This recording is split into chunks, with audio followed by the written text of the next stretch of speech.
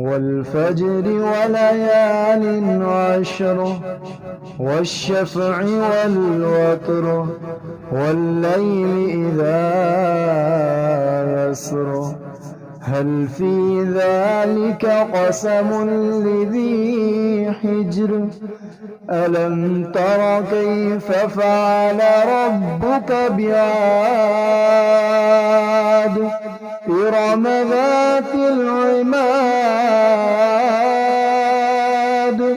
التي لم يخلق مثلها في البلاد وثمود الذين جابوا الصخر بالواد وفرعون ذي الأوتاد الذين طغوا في البلاد فأكثروا فيها الفساد فصب عليهم ربك سوط عذاب إن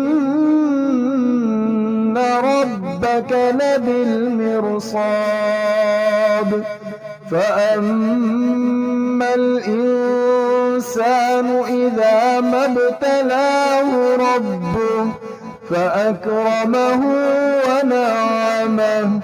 فيقول ربي أكرمن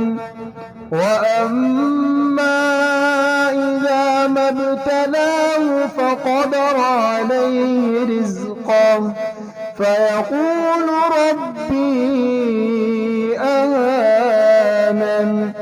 كلا بل لا تكرمون اليتيم ولا تحاضون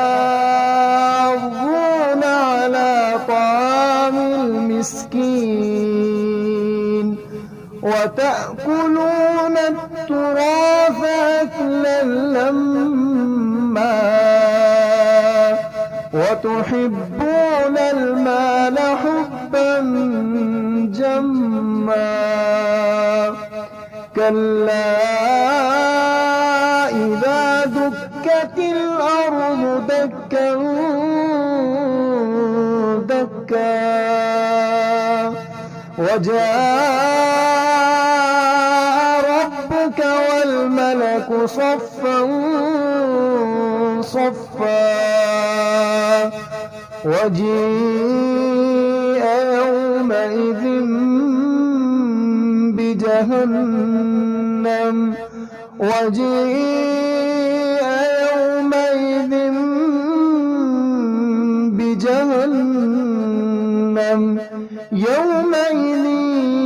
يتذكر الإنسان وأنى له الذكرى